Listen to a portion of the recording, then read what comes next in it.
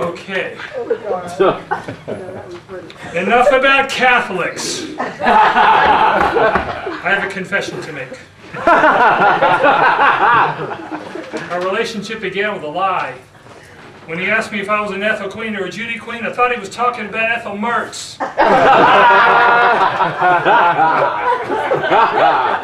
But things changed very quickly. I left the Galileo. I moved into his apartment, also known as the Museum of Broadway and Musical Theater,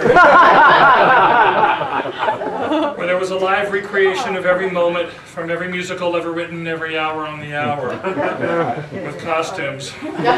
That's why I get up at 4 o'clock in the morning, so that I can listen to the big voice while the big mouth is still asleep. And it's quiet.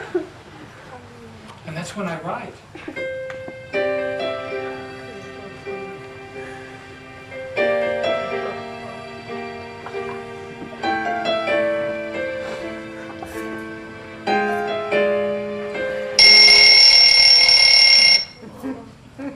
Well, curtain up.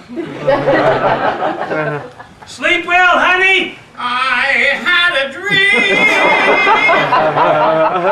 You know, to this day, the one thing I still cannot get used to are his pajamas. Oh, good morning, darling.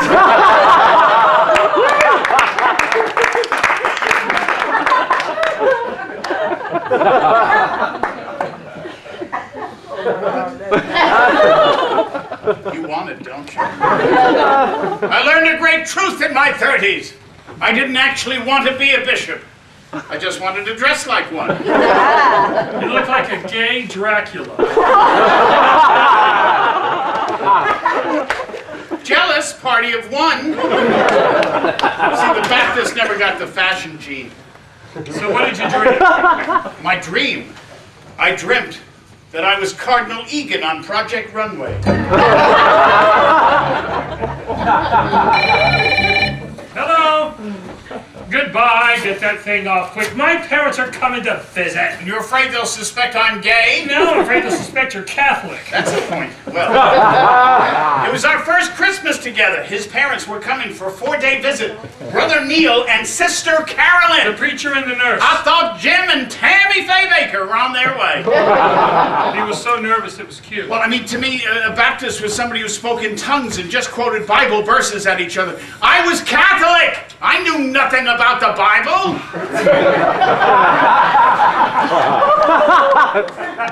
Think about it. I thought they would start spitting fire and brimstone and that I would not have a quick comeback. So we would not talk about sex or religion. No, but then they arrived. They gave me something I had never had before in my life. A family. They were wonderful. Warm, loving, kind, funny. Were you adopted? Everything was going great. Yes, we had avoided all the hot-button issues by finding that one thing for which all Baptists and all Catholics have a common passion for. Gin rummy. My deal. Carolyn, honey, I love your gumbo. Yes, I do. Then during one of our marathon card games came the only tense moment of the visit. My dad put down his cards, looked Jimmy directly in the eye and said, "Have you been saved from fire?" To which Jimmy replied, Hamina. "What's the matter?" I don't want to walk on eggshells anymore. We have to confront this head on. Confront what? About whether I've been saved from fire.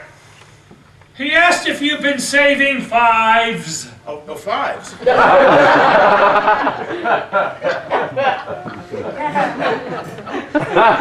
You got it? No, but I'd love some.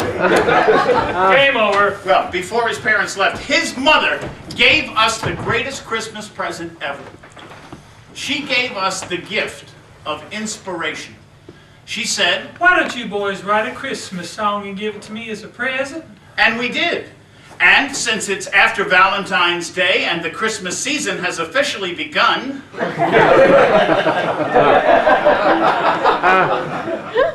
our first song!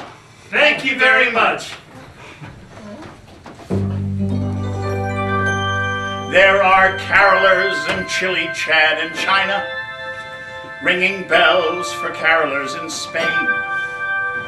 Someone in Djibouti or Burundi or Gabon has thoughts for some old lover in Bahrain.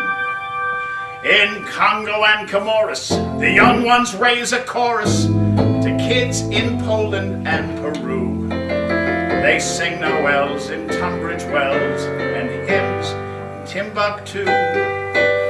Christmas time, Christmas time, around the world, joining hands in every land around the world. From the poles to the equator, the Antilles lesser greater, and from Alaska to Cape Horn, we celebrate the day a child was born. There are Christmas trees in Finland, France, and Fiji, candlelights on branches in Brazil. Someone in Botswana or Barbados or Bhutan gets a special chance to eat his fill. In Luxembourg and Laos, they're quiet as a mouse. Santa's nearly on his way, with holly from Bengali and some pearls from Oyster Bay. Christmas time, around the world, joining hands in every land around the world. From the forests of Westphalia to the deserts of Australia, the atmosphere is so sublime. For all the world is one at Christmas time. All the world is one at Christmas time.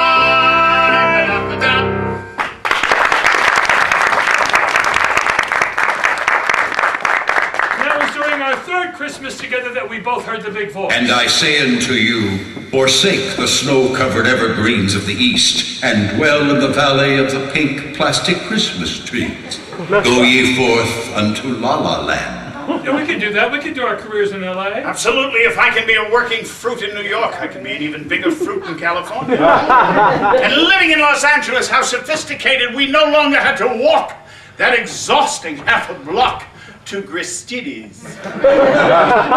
We could drive the half a block to Trader Joe's. Hey, I'm going to the store. Can I get you anything? Yes, get a computer. A computer? Poor dear, sweet, innocent, naive little Steve. Don't you know computers are just a passing fad? They're like hula hoops. They're like 8-tracks. What on earth would you do with a computer? I'm going to keep a diary online. On what line? The internet.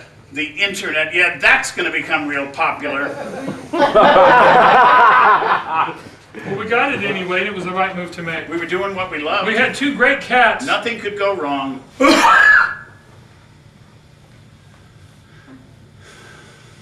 It's nothing. But it wasn't nothing. It was it. Didn't need anybody to tell me that I had it. It's just something you know. I didn't want to make it official either because I didn't have a cure for it, so what was the point? He and I deal with our problems differently. He runs from them. He hides from them. So we ran. And we hid. Everybody's got to die someday. I thought that day was May 8th, 1994. It was Mother's Day. He was lying on the couch, barely able to take a breath. He was refusing any kind of treatment, so I picked him up. I threw him into the car. I took him to Santa Monica Hospital. It was not difficult. He only weighed 125 pounds at the time. And the look on the nurses' faces when we walked in. Well, they were horrified. You see, they knew what a dying man looked like. Happy Mother's Day! Happy Mother's Day, Mama Carolyn. Hi, honey, it's Jim. Oh, I'm fine. I'm fine. Steve? Steve is not so good. In fact, he's a very sick cookie. Well, he's having a lot of problems breathing. He has... The doctor said he has a form of pneumonia that's very... Carolyn, how did you know that? Because my mother's a nurse. I've been describing my symptoms to her, and she put it all together for herself. My mom didn't need anybody else to tell her that I had it.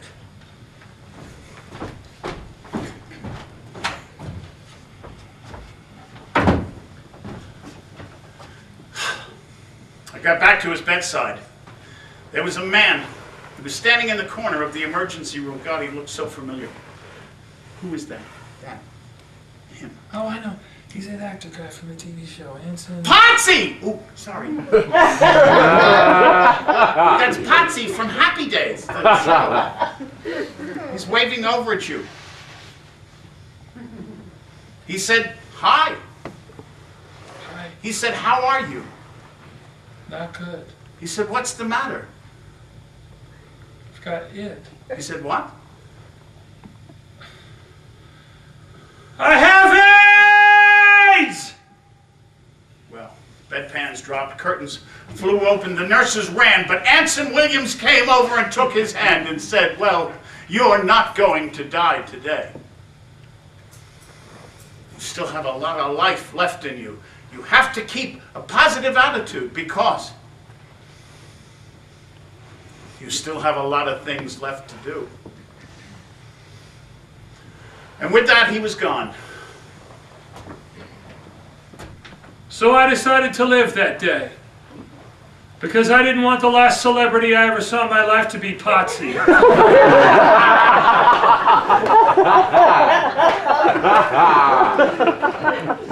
Well, a few days later, we left the hospital. Actually, we brought the whole hospital home with us. I became Nurse Betty. More like Nurse Ratchet. Well, I thought I did enjoy giving him shots, but he was getting better. What's the point of getting better? I'm just gonna die anyway. Soon he was able to get out of bed. When he did, he took up a new activity. He sat at the kitchen table all day and looked out the window. I was hooked up to an IV for 14 hours, staring at a world I didn't belong to anymore. And the room was filled with those wonderful aromas. There was medicine, there was antiseptic spray, and there was, oh yes, anger! I was so angry at him for being sick. I was angry at the religious fanatics for saying I was being punished by God. I was angry at him for dying. I was testy at him for being angry. And I'm angry at him for being testy. I'm gonna go make dinner. Hasn't God punished me enough?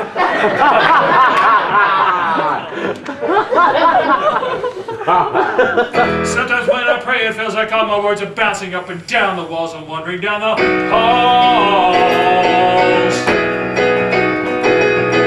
Sometimes when I pray, it feels like God is laughing if he's even there at all to listen for my calls. Sometimes when I pray, it feels like everything is pouring from my soul, but I can never seem to cry. And sometimes when I pray, I feel like I pray that I wished he'd let me die. Well, you're not going to die. Why not? All my friends dead. You can't just sit there. There's nothing else to do. Sometimes I look up at nothing and then nothing looks at me and tells me I'm a weakling and a fool. Sometimes I look up at nothing and then nothing looks at me and asks me if I think I'm being cool. But sometimes when I look at nothing I believe I'm sliding down a mountain I can never seem to climb. Sometimes when I pray I feel like I'm only wasting time. And you are! You're wasting time! Well, what else is there to do? What do you love?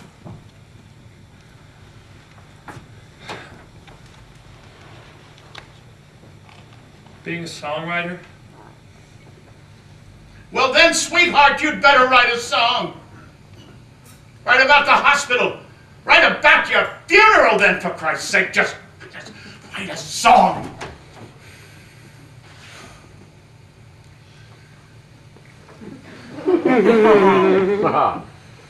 So I got it from my window.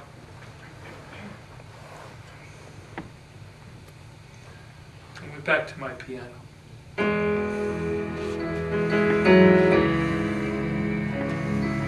And the music poured out of him like a river. It was just flowing from deep inside. He was taking the misery and he was spinning it into melody. And these songs were saving his life.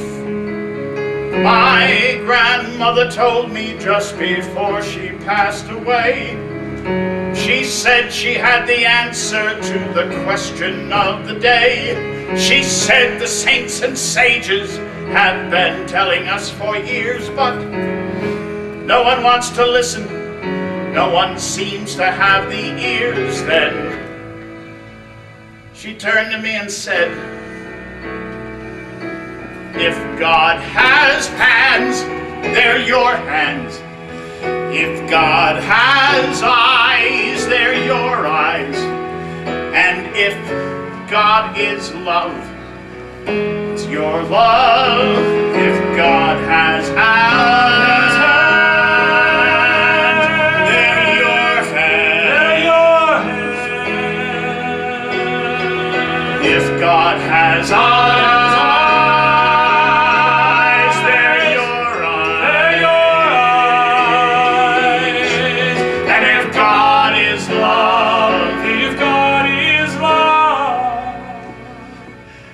it's your love.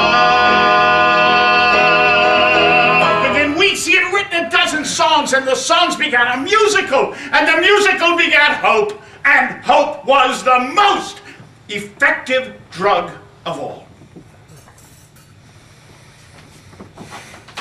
We're finished. What? We did it. We wrote it. A musical. It's done. The end. It's finished. What do we call it? The Steve Show! The Steve Show? That's absurd. We can't call it the Steve But it's Show. about me! No, well, it's a character that's based on... Well, that's me! No, the lead character is Gideon. Based on me! No, I got it. Gideon's Bible. I got it, Steve's Bible! I got it. Gideon's I recording. got it, Steve's Your recording! name cannot be in the title. It's about Gideon. It's about how he brings his old band back together for the last session before... The last session? Oh, that's good. That's it. I'm brilliant. Now let's take it to Broadway. Broadway. Poor dear, sweet, innocent, naive little Steve. I wanted to tell him that only happened in Ruby Keeler movies. But A, he had no idea who Ruby Keeler was. And B, he just had a transfusion of hope. So what do you think? What do you think? Well, I think Broadway, here we go. Really? Really? No. I knew the odds of getting this musical to Fresno in his lifetime were astronomical. It took Rent 7 years to make it to Broadway. And he had a few months left, tops. Hey! I just found our first angel. There's a guy in Texas who wants to give us $10,000. That is great. But that's crazy. Where would you find a guy in Texas who's going to give $10,000 to a show he's never even seen? He's been reading my diary on the internet. I knew that computer was a great idea.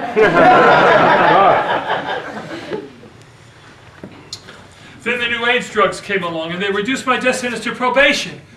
And 14 months later, we opened at the 47th Street Theater at the corner of 8th Avenue. It was a miracle! It was a miracle, and he had predicted it, and he was only a block off.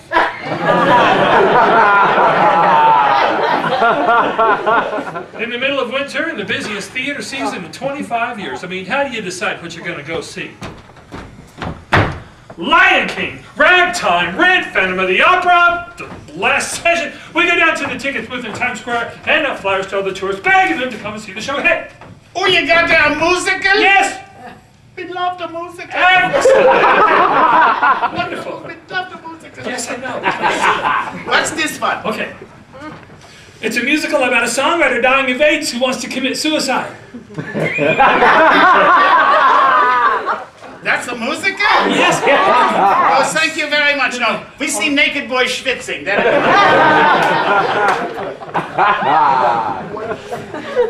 Well, the people who did see it loved it, and we ran for 9 months. But then we lost our lease on the theater to a previously booked show, and it looked like our little production was doomed. So was our marriage. See, the new drugs had one teensy-weensy little side effect that we hadn't quite counted on. They turned me into an angry, abusive, loud, aggressive drama queen. Just like him.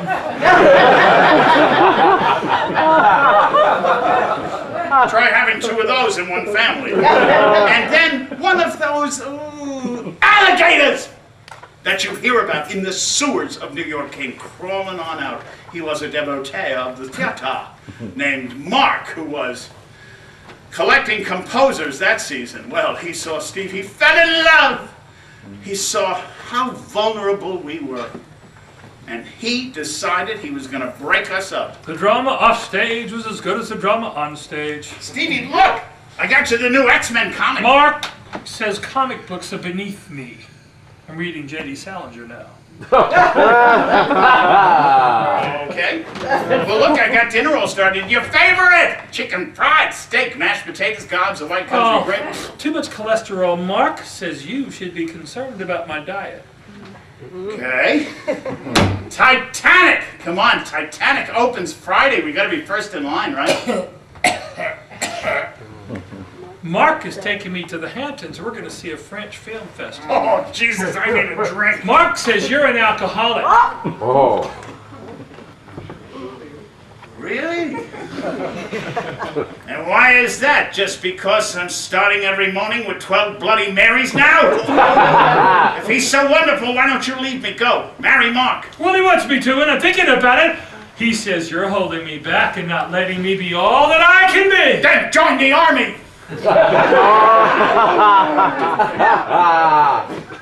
Don't you see? He's a lying little shit. Well, he's trying to break us up. He said you'd say that too. I guess I have to make a decision.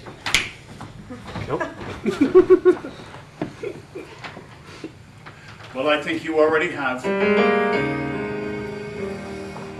The Steve that I knew was gone. And in his place was this stranger.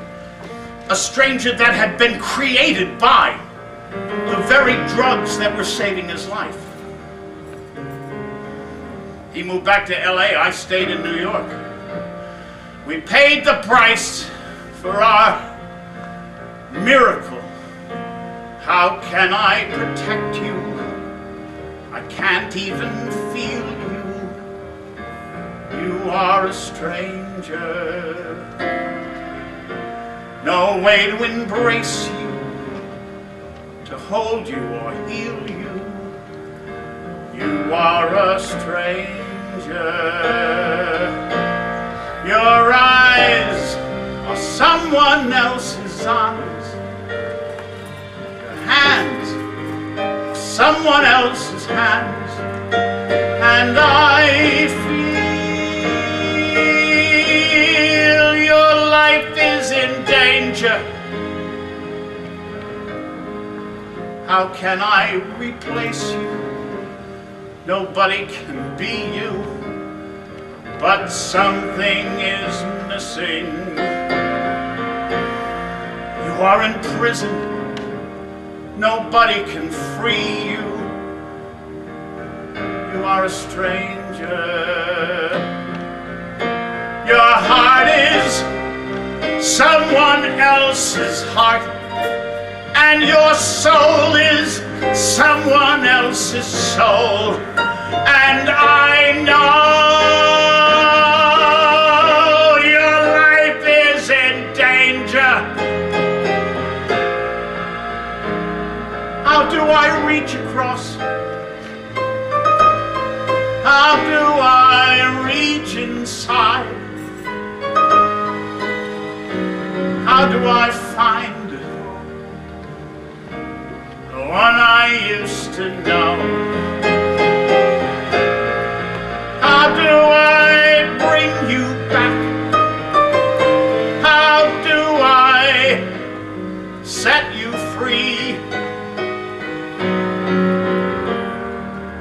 do I find the one you used to be? The one I used to be was buried under a mountain of side effects. Among other things, the drugs had made me diabetic and we didn't know it. So my mood swings were coming from the fact that my blood sugar was going from -98 to +600 in an hour. I moved back to our apartment, but I couldn't stay there. His ghost was there. So I packed up the cats and all my regrets and moved up to the Bay Area to find myself.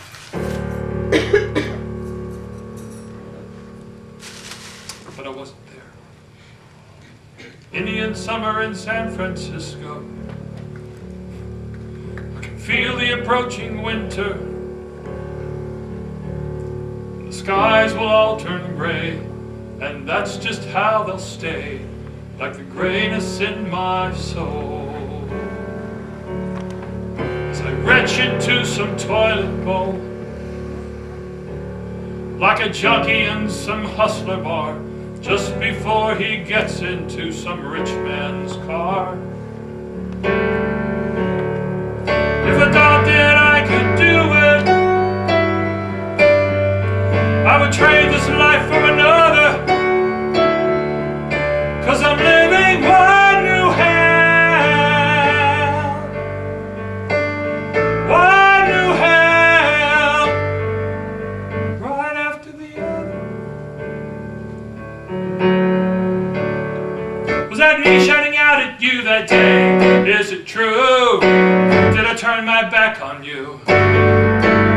Looking like the thing that I've become. Can you smell the sweaty sheets on the sweaty bed where I come from?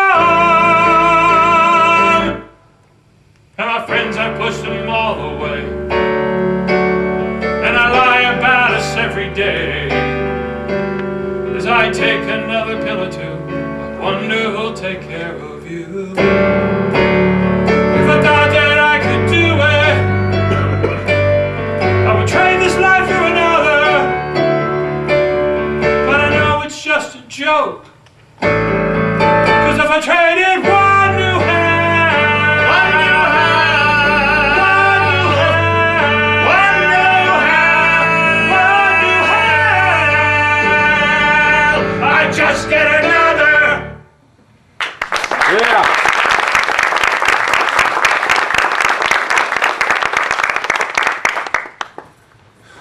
My New Hell was a sublet in Chelsea. It smelled of very bad curry, but it had a breathtaking view of the air shaft. I moved back to our apartment, but it smelled like him, and I was sitting in his chair, and the cats were there. The clothes were all over the floor, and the bed was never made up, and the dishes were stacked to the ceiling. Now that's home. I finally wrote in my diary that I was beyond depressed, Me too. Down in the depths on the 9th floor. staring at the TV, stuffing my face. And then, the news came on. The luxury liner SS Galileo caught fire today and sank within hours in the Straits of Malacca. The Galileo was the sister ship of the ill-fated Andrea Doria. Steve, Jimmy? I've got the news on here. I just saw something terrible. Wait, I think I know. The Galileo sank. Yeah, I can't believe it. I can. I bet the captain was the first one off. It's just so sad, though. I mean, that beautiful ship at the bottom of the ocean. How does something like that happen? I guess we need to talk. Yeah. Yeah, we should. We need to talk about what we were going to do with the apartment and what I was going to do with all of his stuff. When I thought I heard a little catch in his voice. He was trying to hide it, but it was there. So I opened my mouth to pronounce a final end to us. And instead I said, "Come home."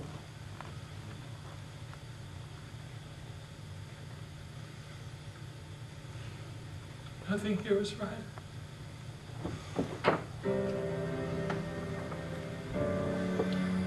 cats and I are lonely in this house tonight.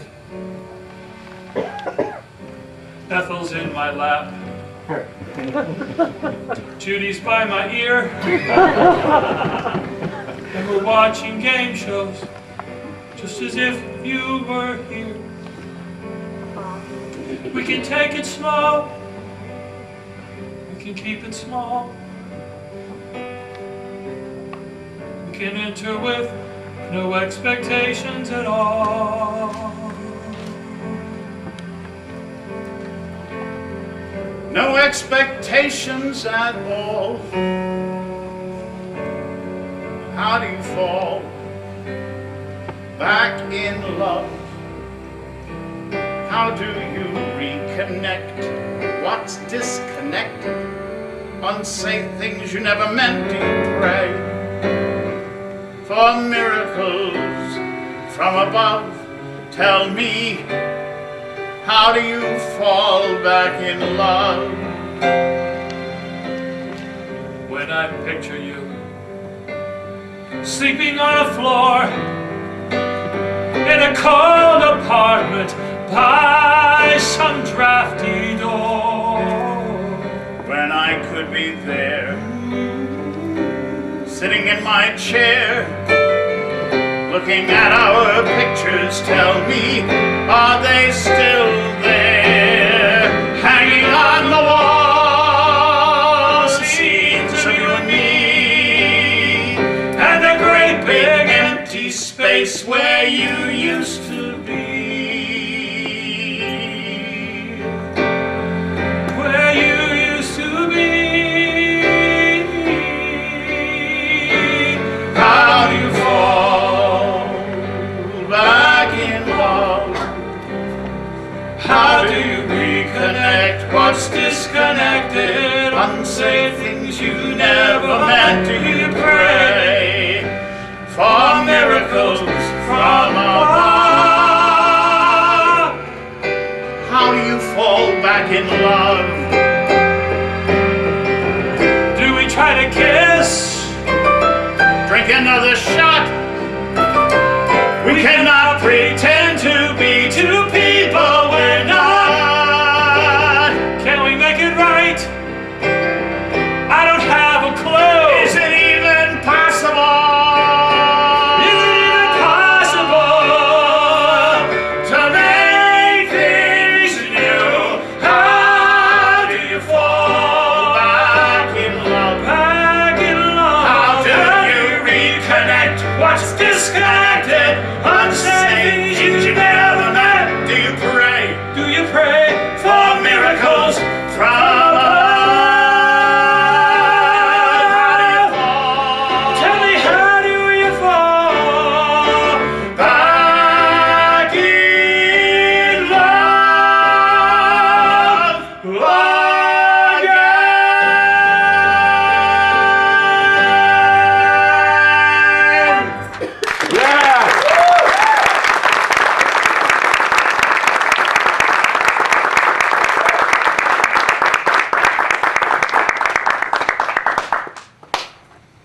So why don't you come live with me? I'll sing you my answer tomorrow night. As soon as I get home.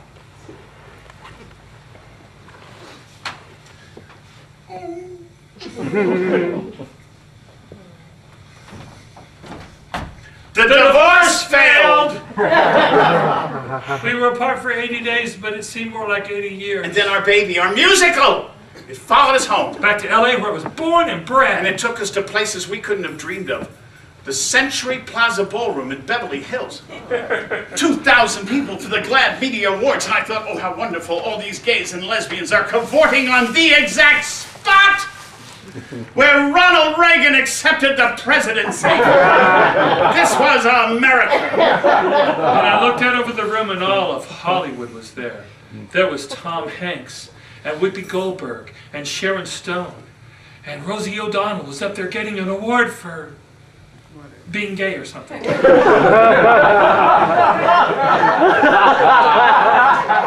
And David Hyde Pierce, He read the nominations in our category and he said, And the winner is? "The last session!" We were racing up to the front to get a reward! And I watched him. I watched him step into that spotlight, and I thought about the day in the hospital. The day that the light almost went out forever. And I thought, Potsy was right. Well, he still had things to do. Hey, we got things to do. We gotta get to the airport. Our baby's being born in Dallas. Dallas, Texas, last session, the opening night, we thought there would be Klieg lights out in front, but instead, there was a picket line. The Baptists and the Catholics had finally found something they could agree on. God hates fags! 2 dozen people marching in a circle, holding signs and chanting, Fags will burn in hell! Lesbians are Satan's whores! Huh? Lesbians are Satan's whores. Well, that's the one that got me. He ran across the street to the little bulldog of a minister holding this sign. Hello. Excuse me, sir. Lesbians are Satan's whores. Sir, for a lesbian to be the whore of Satan, then A, Satan would have to be a gay woman. And B, you're an idiot. You're gonna burn in hell! Well, I know already I'm gonna burn in hell. I saw Gypsy.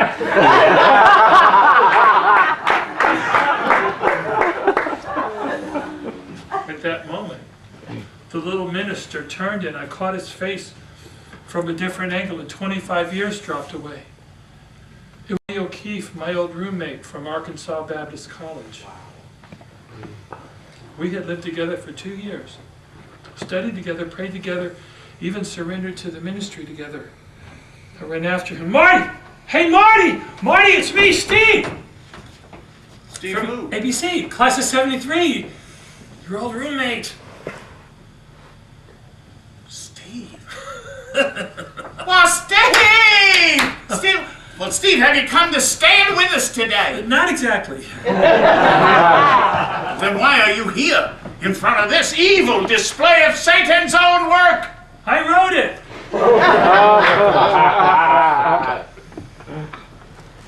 I don't know you.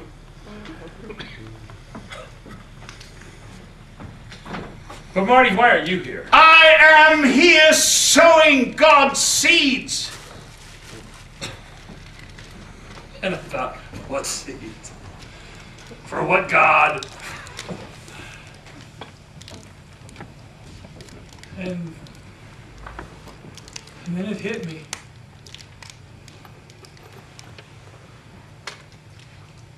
That could have been me.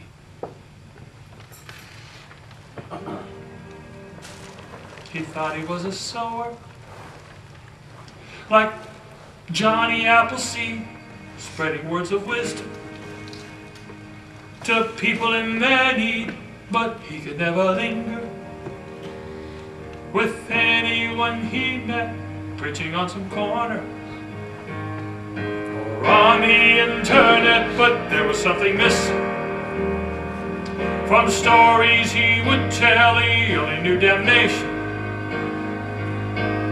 people burning in hell, and everyone who heard him on any passing day would hear the poison in his words, would hear the poison in his words, and simply turn away. He thought he was a sower, but he was a scarecrow, a lifeless figure standing by the road, scaring all the children, wearing little slogans, painting ugly pictures. He thought he was a sower, but he was a scarecrow.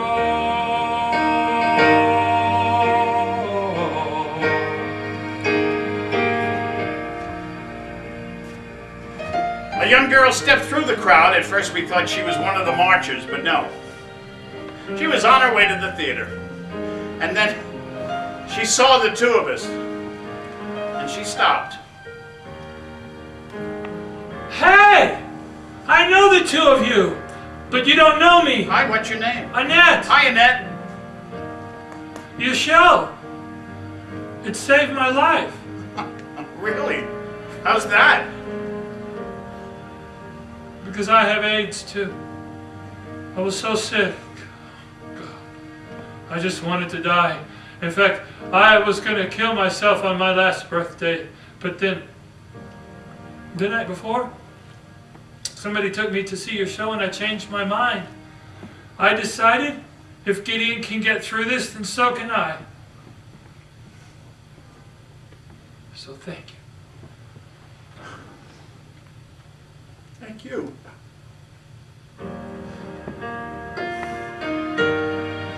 He and I started off in life wanting to save people in the church. We found we were saving them in the theater. And the theater had saved us.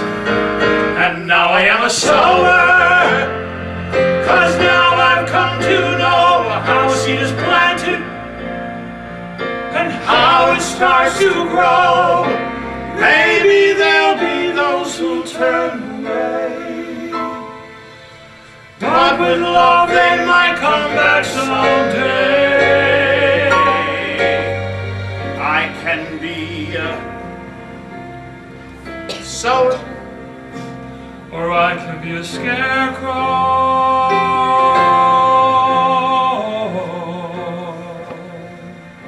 We start out in life to be one thing, and then we become the thing we are meant to be.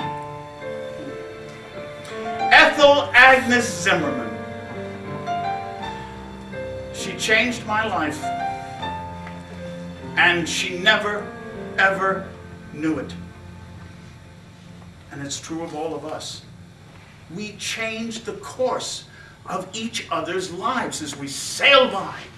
And we never know the effect we have had on anyone, nor do we know our destination until we get there. Very good! Thank you. Bishop Sheen, 1955.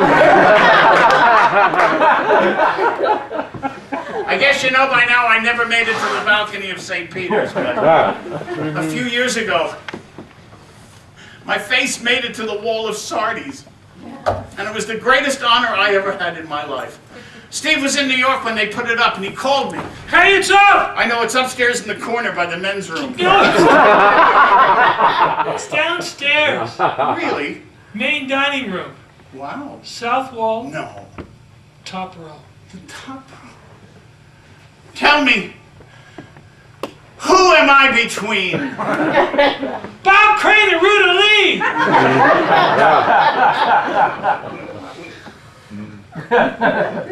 Giants. I got to New York the next week. I ran into Sardes like a 4-year-old. I looked at...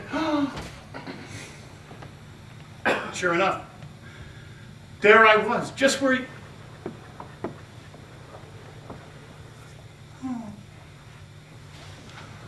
And I looked across the room, and there was Ethel Merman.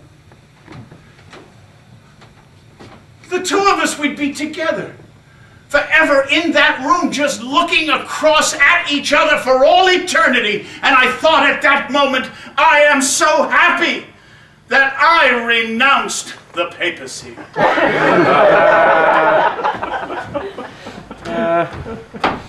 Can we go home now, Your Holiness? Yes. We are hungry. Yes, we are. Then what do we want for dinner? Well, how about some chicken fried steak with mashed potatoes and gobs of white country gravy? Good answer. I'll make chicken. I'll make gravy with potatoes. Who could ask for anything more? Hey!